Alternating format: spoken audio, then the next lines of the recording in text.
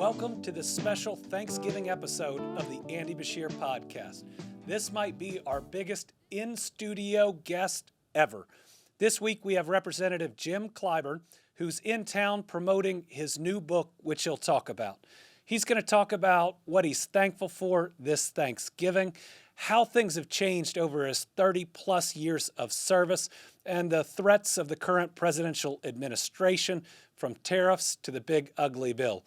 We'll even talk about faith, the impact that his dad, a minister, and my granddad, a minister, had on each of our lives. We'll get to ask him his why, and this is just a really special interview that I think you'll like. We'll then have our conversation with the Johns. I hope everyone is having a great Thanksgiving. I hope you're taking the time to take a breath, enjoy yourself, enjoy your family, push out the chaos and some of the toxicity in this world, and realize we still have a lot to be grateful and thankful for. I'm thankful for all of you, our listeners, and I'd remind you that you can download the Andy Beshear Podcast on all major platforms, but please subscribe to our YouTube channel at Andy Beshear Podcast. I would be thankful if you would do so. All right, let's get to this episode.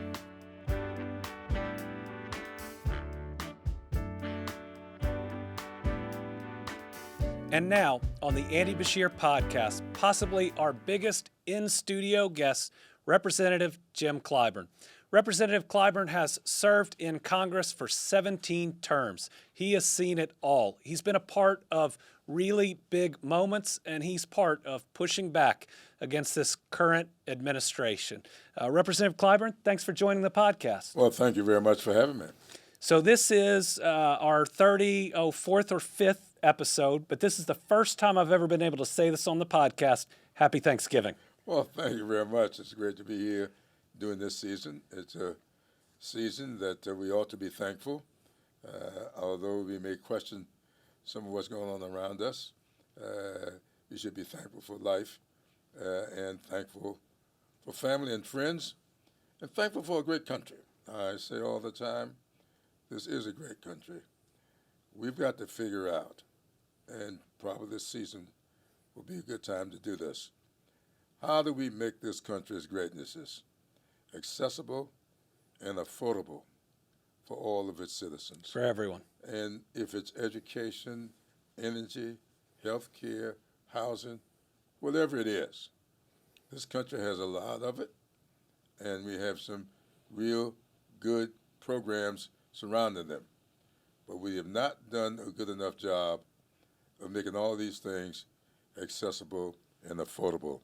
And this season will be the right time of the year for us to take stock of ourselves and what we might be able to do to further that. I think about Thanksgiving, and we think about both giving thanks and the food. Yeah. But we're coming off a period of time Yeah. where Donald Trump became the first president in U.S. history to initially refuse to pay SNAP benefits during a shutdown, and then went to court to refuse to pay full benefits when we'd won a couple cases against him. Right. Yeah, and that should remind us all of our obligation to maintaining this country's greatness. Every now and then, you might take a step backwards, and I do believe we took a step backwards with last year's or the year before elections. It's time for us now to take stock of all of that, not to be disturbed or perturbed, but to rededicate ourselves to the proposition that this country should have all of its resources available and affordable by all of its citizens. I want to get into that, but first tell us, what's your Thanksgiving table look like? Who's there family-wise, and what are the main dishes? This is going to be the 6th Thanksgiving that I will be without my late wife. Emily and I were married for 58 years. Wow. And we really enjoyed our 3 daughters, 2 of whom I will be spending Thanksgiving dinner with. They've third daughter will be in Jackson, Mississippi, with her in-laws, because our family decided back in 1972 that we need to spend time together when nothing else is invading. And so we started going down to Hilton Head, South Carolina, the weekend before Christmas. And we stay there up until around New Year's Day, and to reflect on the past year, project out into the future. So our big Thanksgiving period, when we will have a big Christmas dinner together, will be during that time. So we let the in-laws have the children for Thanksgiving. We'll gather them up come Christmas. Favorite dish on a Thanksgiving table? You know, it might be strange, but oxtails. Really? Yeah, that's my favorite. You know, I like turkey. I don't love turkey. I'm more of a oxtails guy. You're listening to the Andy Beshear Podcast. We have Representative Jim Clyburn. Let's turn the conversation to your public service. Sure. I'm thinking over 33, 34 years, you've seen a lot. How different is it today than when you first started? Oh, it's a big difference. Now, remember, I got elected to Congress when I was 52 years old. That's an age that a lot of people are used to retiring from Congress. But I grew up in South Carolina. I've lived there all of my life, and I grew up at a time when getting elected to office of any sort. In fact, when I first ran for office back in 1970, there were not any African Americans in our state legislature. And so I got involved in politics in order to help correct some of that. So when I ran for Congress in 1992, I had retired from state government. I had been on the governor's staff, spent on the staff of Governor John West, spent 4 years with him. I had run a state agency, and I had run for office. So I had retired and decided to devote full time to getting elected to Congress. But when I got elected to Congress, it was a place where people demonstrated respect for each other. Their partisanship was there, but nobody reveled in it. I'm a big golfer, and so I played golf a lot on Mondays. We usually start the session Monday evenings, and so we'd go in on early Monday morning or Sunday evening. And I played golf with more Republicans than I did Democrats. But then in around 1994, we had a very contentious election, and that election began the polarization. Newt Gingrich. Newt Gingrich got elected, and he made it very clear that he did not want members of his party associating or interacting with those of us on the other side of the aisle. That's the first time I remember the phrase, the majority of the majority. Yes. That's how they were going to. That's exactly right, which means that they were not going to bring anything to the floor unless they had a majority of their conference in favor of it. And so that put an end to the kind of bipartisan legislation that we were famous for, especially in committees like the Appropriations Committee, where you're spending the people's money, or at least obligating it. It's always been very bipartisan. And all of a sudden, things got polarized. So you went through that period of time. Right. You've been a part of a minority party and a majority party. Yes. What are your favorite moments and your biggest accomplishments as you look at 33, 34 years? Well, there are a lot of great moments. The one that I think had the greatest impact was when we passed the Affordable Care Act. We passed that act, and I was Majority Whip. My job was to count the votes. It was a tough bill, and we paid dearly for it because I think we as a party made some miscalculations after passing the bill. Barack Obama had campaigned on health care. He got elected. He delivered on health care. And we did not spend enough time explaining to people exactly what we had done. And I remember, and I still old state senator down in South Carolina, Marshall Williams, said to me one time, he said, now, Clyburn, this was after I lost in that House race. He said, now, you need to run again, and the next time you're going to get elected. But I want you to promise me, the next time you run, you tell the people what you're going to do for them. And by God, when you get elected, you do it. And then you go back to them and tell them that you've done it. I think about that a lot. I call that getting dirt on your boots. Absolutely. So we told the people what we were going to do, and we did it. And we did not go back to them to explain to them everything that we had done. So we lose 50-some-odd seats in the next election because the other side defined the Affordable Care Act, misdefined it, but they did it. Then we come back, 8 years later? And we win overwhelmingly running on the Affordable Care Act. Yeah, and on health care. Absolutely. Your kids having coverage up to 26, not being able to get kicked off for a pre-existing condition. Look, my late wife spent 30 years battling diabetes. Yeah. I saw her monthly insulin bill. She was a 4-shot-a-day diabetic, a shot with every meal and a shot at bedtime. And she was spending $600 to $800 every month on insulin.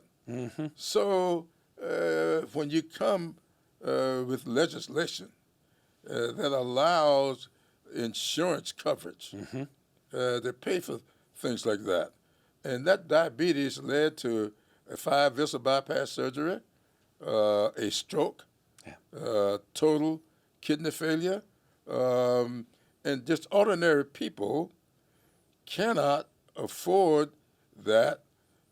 The Affordable Care Act made health care for so many people, not just accessible, but affordable. And so we should not have allowed the other side to falsely define that bill. I mean, people got it. Now they want to keep it. We just saw elections up there in New Jersey. What was the big issue? Affordable energy. Up in New York, big issue, affordable housing. Down in Virginia, the big issue, affordable education. And nationally, affordable health care. And so when you can make everything that we have that's great in this country accessible for all of our citizens and affordable by all of our citizens, you have done what you were elected to do. I think that when some people look at politics, they can overcomplicate it. Absolutely. They can suggest that you send out 50 different messages to 50 different subgroups that they create. When, if you can't afford your child's next prescription, nothing else matters. Nothing matters. And it doesn't matter your background or your politics. Absolutely. Whoever can help you pay that bill is who you'll vote for. That's exactly right. Well, Absolutely. And I think we saw that in this last set of elections. That's exactly what it was all about. A lot of people looked at Virginia, and I've mentioned Virginia and New Jersey here. I love you talking about the governor's races. Yeah, I thought that those two women did an exceptionally good job. Former members of Congress. Both of them, former members, both of them are very good friends of mine, and I spent a significant amount of time in both states trying to help them get across the finish line. So I believe as we head towards 2026, we've got at least two things that the Democratic Party needs to do. Number one, needs to flip the U.S. House of Representatives, because we've seen that congressional Republicans just won't do their job and be that check and balance that our framers created and that we rely on. But the second thing I think we've got to do is flip a lot of governor seats. Absolutely. Because if we want 28 to be fought in more than 5 battleground states with zero margin of error, that takes having some governors in places right now that we don't. That's exactly right. We've got to concentrate at the state level. Mm-hmm. The governor's races and the state legislative mm-hmm. races as well. We got so happy over electing Barack Obama, we forgot that every 2 years there was going to be an election. And a lot of those elections are going to be in the state houses and the state legislatures. We lost over 1,000 legislative seats during his 8 years in office. Oh, we definitely saw that in Kentucky. Absolutely. And then we wonder why these congressional district lines got so tortuous. That's how they happened. So as another Southern elected Democrat, I often get asked the question, how do Democrats win in the South? So I'll turn that one over to you. Just the way I just said. Here is what this proposal that I'm laying out here will do for you. Here is what it will do for your family. And here is what it will do for your community. Whatever it is that you're proposing, you lay it out so that every voter can get a clear understanding of what this proposal will mean for them. And every voter is interested. Well, I should say, I hope every voter would be interested in their families. Mm-hmm. And here is how your family fit into this. And here's how your community is going to be impacted. And I think that when you do that, you can get voters to pay attention to you. Not all this esoteric stuff or just pie in the sky stuff. No. Make it personal. Here is what this housing proposal will do for you. And right through the litany. So we got to spend a little bit of time at Selma this year at the 60th anniversary. And by the way, let me tell you something. Your speech there, I don't think you saw me until you were through. I was back in the back of the room because I had gotten to the breakfast a little late. It was an incredible speech. I told everybody. Thank you. It's one of the best speeches ever. You know, I chair. I'm the honorary chair of that Faith and Politics Institute. And John Luce and I met as 19-year-old college students. We spent our entire lives as very good friends. He married a librarian, and so did I. And Leon and Emily became very close friends. So John and I spent a lot of time down at Selma. Your speech was one of the best ever. Wow. That's very kind. For me, just being invited was special. To have the opportunity to be a Southern governor marching with people trying to do the right thing instead of having state police on the other side of that bridge. This is something that you do every year. Tell our listeners what you think Selma means to America and what that commemoration should encourage us to do. I think people should really give a lot of thought to exactly why those people were on the bridge on that day. Everybody talks about John Lewis. He was the moral leader of the group. Hosea Williams was more the prophetic leader of the group. But those were just ordinary people marching across that bridge. At the time that march took place, March 7th, 1965, only 3% of African Americans in the entire state of Alabama were registered to vote. So that march was all about presenting a petition to the state of Alabama and a message to the country that we are not a part of this great democracy. We want to be a part of this great democracy because we are present, but not a part. And so I go back every year. This year, we are going to go, but we are also going to include Charleston, South Carolina, where those 9 souls lost their lives because of hatred. This young man made it very clear that he was in that church, murdering these 9 souls because he said it. He wanted to start a race war. We should not be at war with each other, and we should not allow a climate to exist that anybody would feel that way. And that's why we go to Selma every year, to rededicate ourselves to the proposition that we can petition our government without violence. That there is no enemy from within. None. So, along those lines, you've written a new book. Yes. This is your third? My third book. All right. I'm still just trying to get to one. So your third book, tell our listeners about it, and for YouTube, hold it up if you Sure. will. Well, this book is called The First Eight.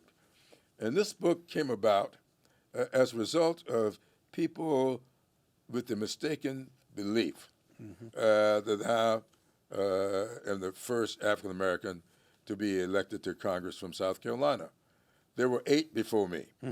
And I decided, after writing my memoir back in 2014, that my next book was going to be about these 8 people, trying to introduce them in such a way that people would know who they were. Well, in the middle of this book, the 2020 election came. And the reaction to the 2020 elections, those people trying to set up alternative sets of electors up in Michigan and Pennsylvania, down in Georgia.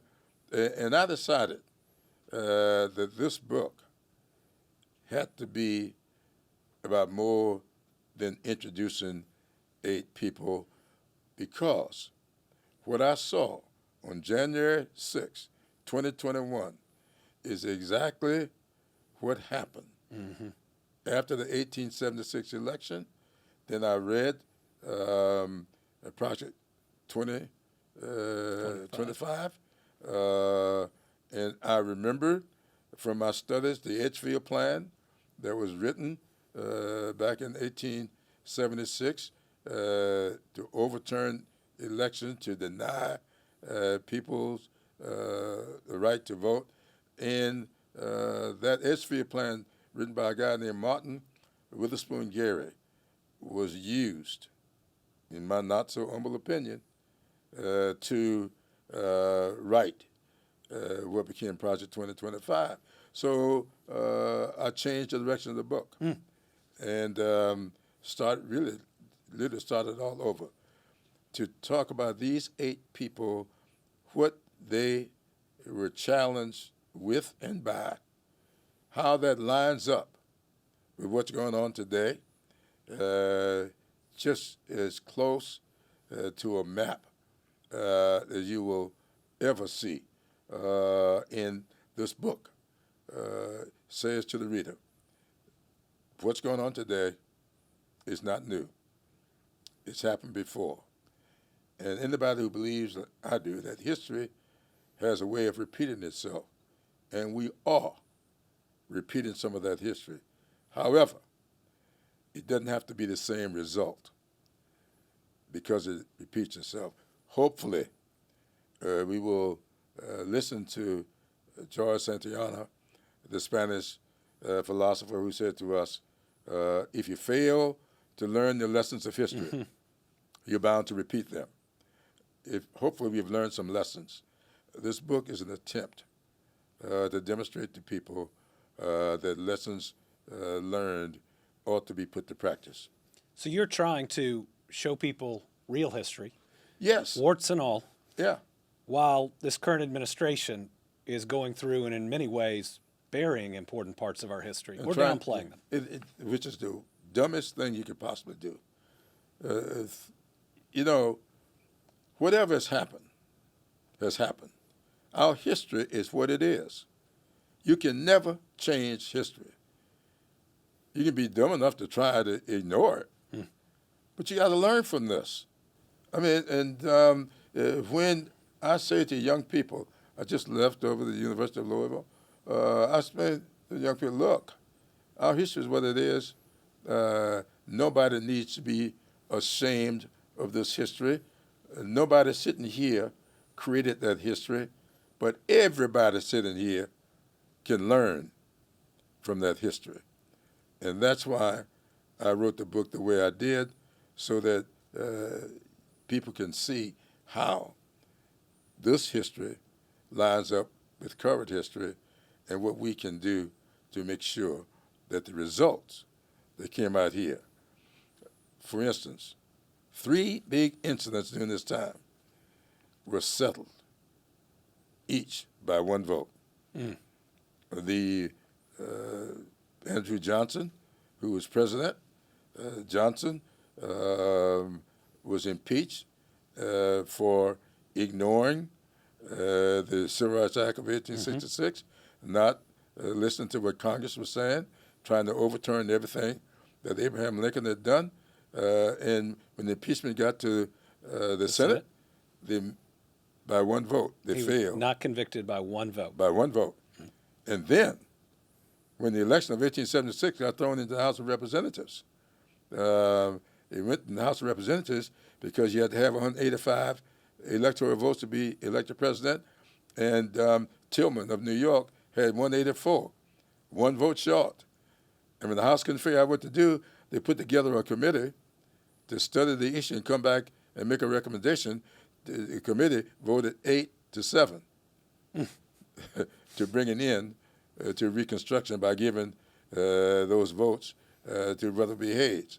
And when Hayes got those 20 votes that were in dispute, he went from 165 to 185 and got elected president by 1 vote and started Jim Crow.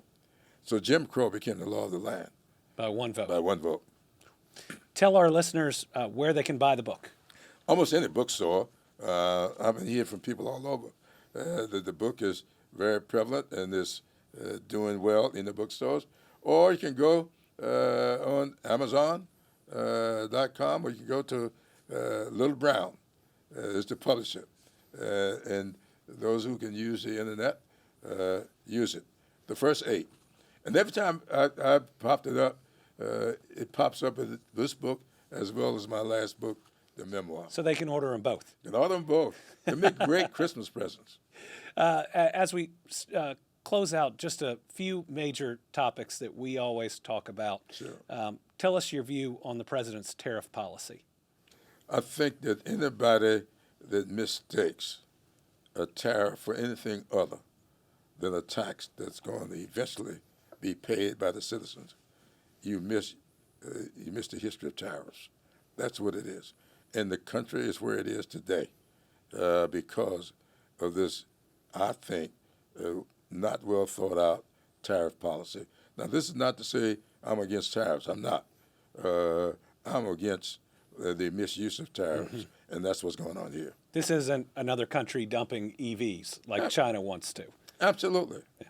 Absolutely. This is the president angry about a commercial being on during the World Series, which Can you believe that? is going to be really hard for the Supreme Court to say is an emergency.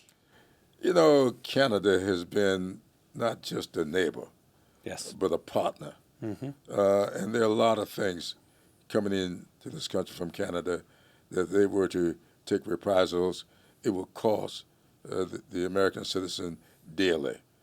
And to get angry over a commercial, I never talked to people in China what they thought about some of the president's commercials. I'm sure they don't find them very acceptable.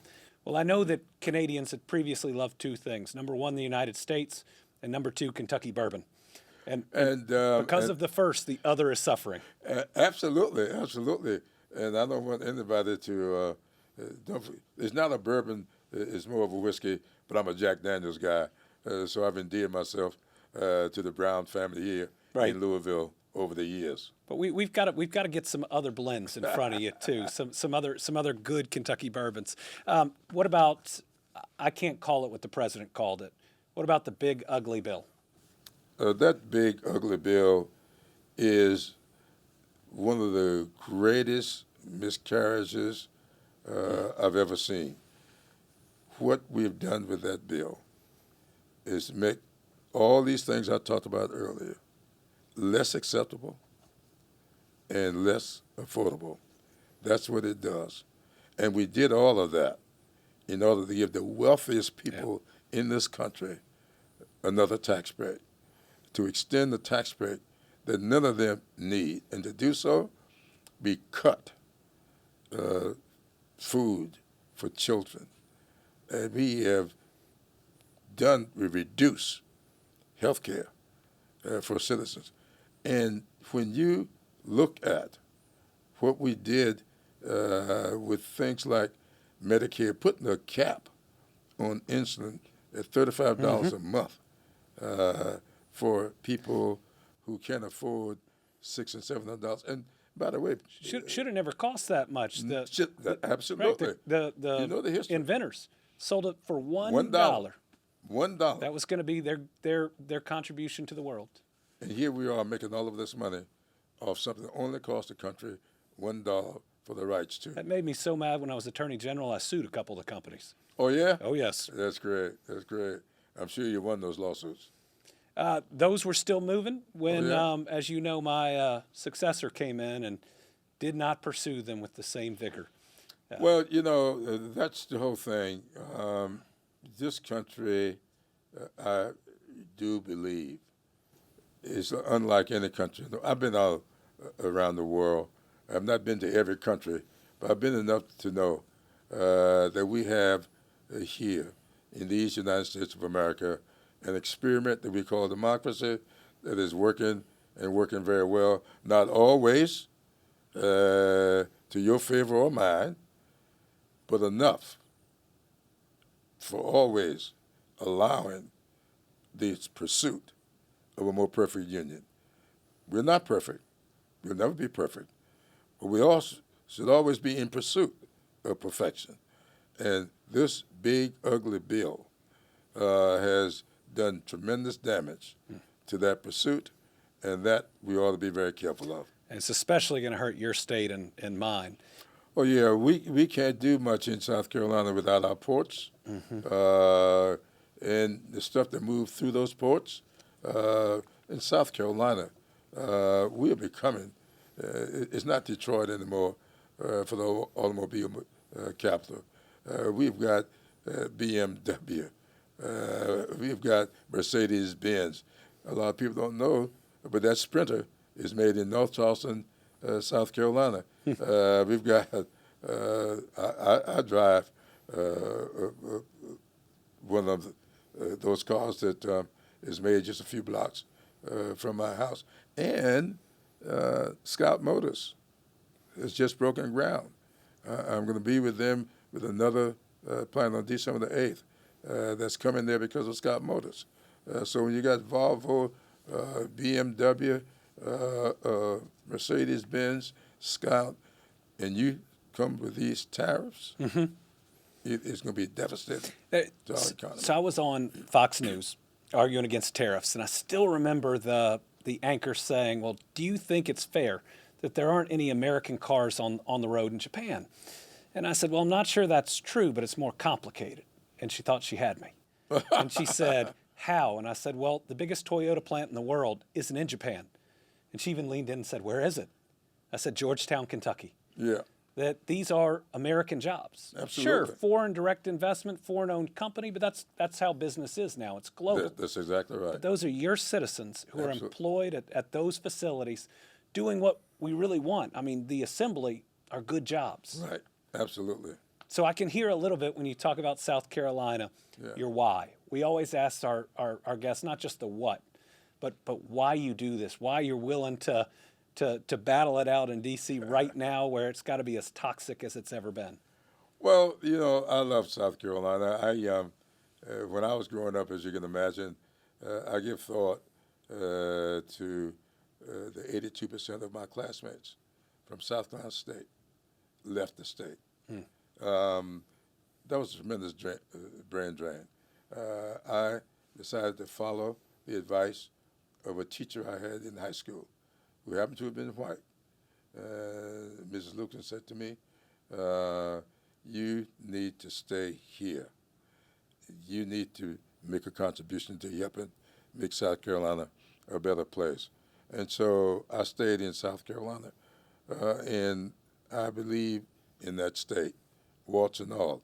I don't agree with everything that takes place in Columbia or in Washington, but I have an obligation, I think, to help right those things that I see as wrong, and do it in such a way that the atmosphere would be for other people to follow.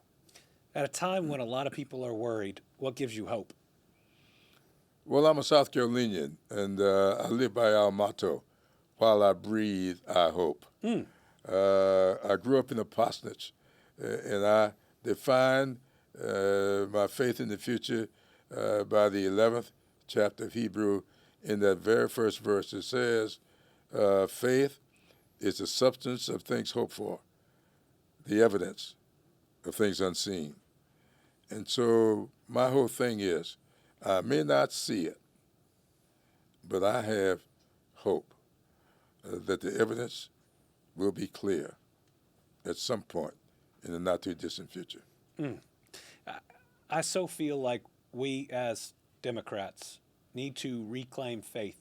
Absolutely. In both how we talk, but also explaining our why to people. Sure.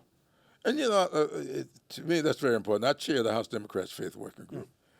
And I tell people all the time, we Democrats often refer to ourselves as Matthew 25 Christians. And what we're focused on, though, is verses 40 and 45, what we do or did not do for the least of these. But if you look at the entire chapter of Matthew, there are a lot of things taking place that should be instructive before you ever get down to verse 40. One of which is the parable of the talents. And it admonishes us that it is our responsibility to use whatever our gifts are, whatever our talent may be. Now, I know it was a modicum of money at the time. It was written, but a talent today is a gift that you ought to be using to get God's works done. So I say to people all the time, we ought not leave our faith on the sideline. We should practice that faith to the fullest extent. And remember, over there in the book of James, my favorite book of the Bible, maybe because of my name, but James, in the second chapter of James, we are told that if your brother or sister comes to you hungry or naked, it's not enough just to pray for them.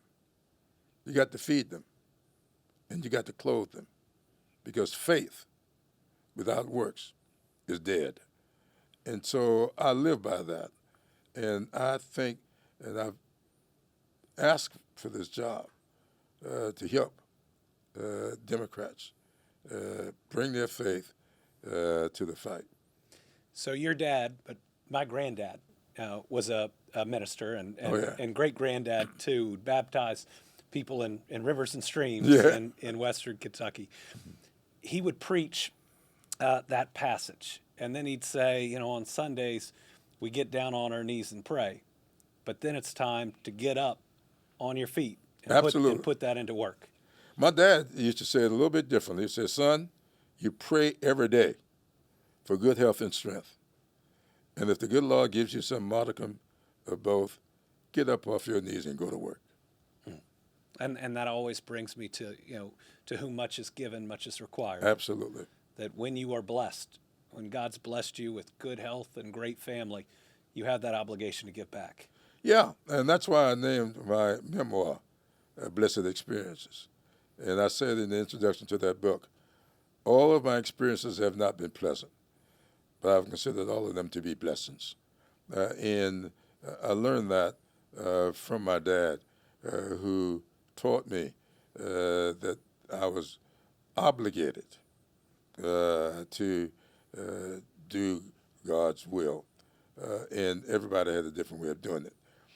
When I told him that I had made up my mind not to go to the seminary that we'd all often talked about. He said to me, using Edgar Guess's poem, "Well, son, I think the world would much rather see a sermon than to hear one."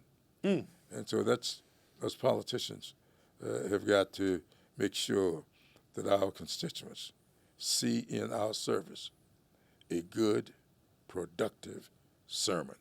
So with all this wisdom, tell our listeners one more time about the book. The first 8, go out and get it and make a great Christmas gift. And I think that everybody reading this will get a very clear understanding of what is happening around us here today in Washington, and you will get a good idea about how we can overcome this. Representative Clyburn, thanks for joining the podcast. Thank you so much for having me. You're listening to our Thanksgiving episode of the Andy Beshear Podcast. I'm thankful for this year with this podcast, and I'm thankful for the guys who helped me start it. So, on this Thanksgiving edition, we would, of course, have our conversation with the Johns. This is my conversation with John Rabinowitz and John McConnell, two great friends, folks of different parties, but all of us wanting the best for our country and always being willing to have a civil conversation, which I think could be a good example for the rest of the world. Happy Thanksgiving, guys. Happy Thanksgiving. Yes, happy Thanksgiving, and what a journey. And I am thankful that we have gone on this journey together when we thought from inception, what could go wrong? What could go wrong? So on this Thanksgiving edition of the Andy Beshear Podcast, the world of politics is upside down. Things we never thought we'd see. Donald Trump praising Mamdani, him in the White House, and Trump saying he'll do a great job. Meanwhile, excommunicating his former cheerleader, biggest supporter, Margerie Taylor Green, who now says she's going to resign from Congress. What's going on? I don't know. It is kind of Twilight Zone-esque, little confusing. Let's start with New York. I am very thankful that at least the mayor of New York City can agree with the sitting president on affordability and focus on issues that matter. And I'm glad that I've heard, at least, that Trump is not sending ICE in to New York City to regulate. So there are some really strong points, but I'm just glad that they're talking. So what we kept hearing was if Mamdani won, that the Republican Party would make him the face of the Democratic Party, that everybody's pictures would morph into him, that somehow all Democrats, because of one winning election, would be socialists. Can they do that now that President Trump has embraced him? Well, Andy, on top of that, if you noticed, he was asked questions, and Trump would answer the questions to protect him from some conservative journalists. So I think it's going to be very tough.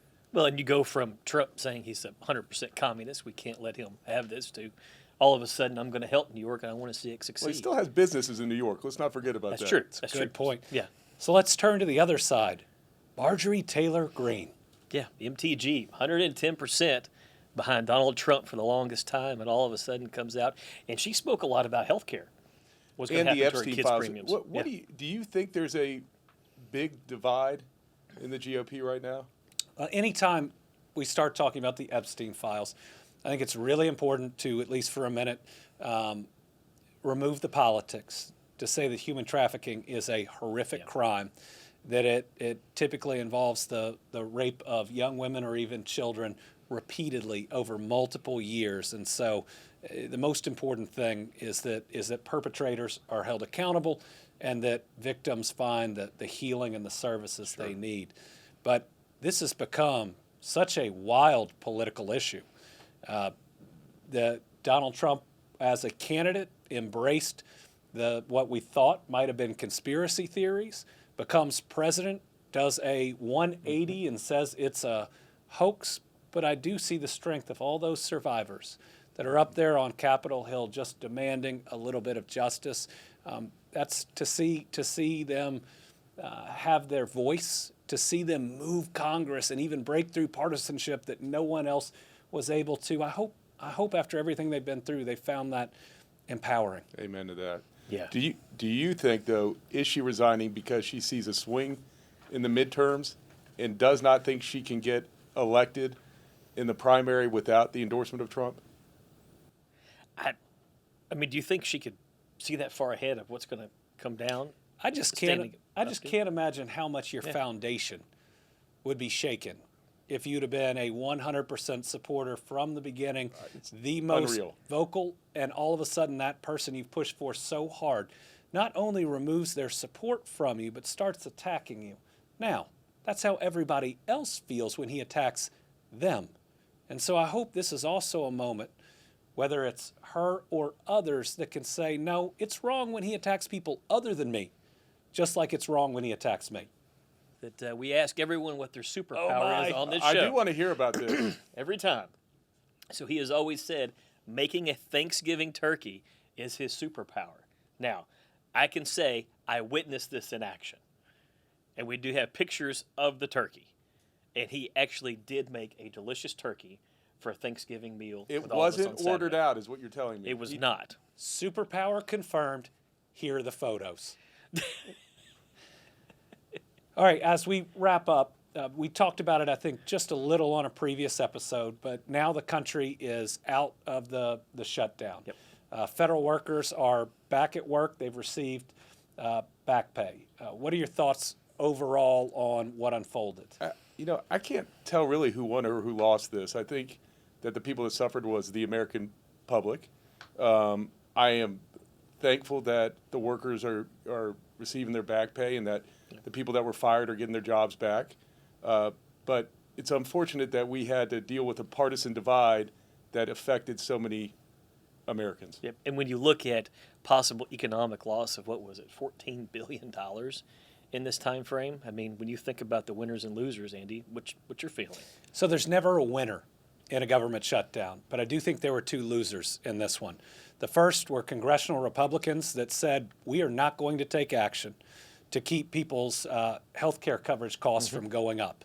You know, they voted to extend a tax cut for the wealthy, but wouldn't vote during this to extend a tax credit for health care for a lot of hardworking middle or lower middle class Americans. But the other loser has to be the president, because he's the first one ever not to fund food assistance during a government shutdown. That's just people going hungry. It's not only a bad look, it's bad policy, and people suffer. Well, I mean, listen, I think we all were affected by the travel delays as well, like millions of people.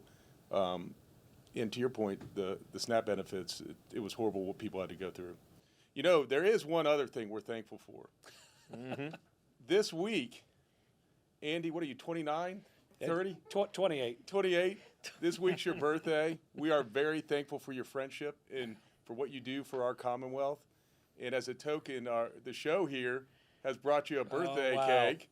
We didn't have enough candles. 48 years young. Well, happy birthday. That would set off the fire alarms. Oh, wow. Here we go. Birthday to you. Happy Live music on the Andy Beshear Podcast. Sing right into it, John. Birthday, dear Andy. Happy birthday to you. Well, thank you all, and we just learned why we have a conversation with the Johns and not singing. As we wrap up this Thanksgiving episode of the Andy Beshear Podcast, I realize this is our second podcast episode with cake. So thank you to the podcast family for wishing me a happy birthday. Thank you to everybody out there who's done the same. I'm thankful today for a great episode.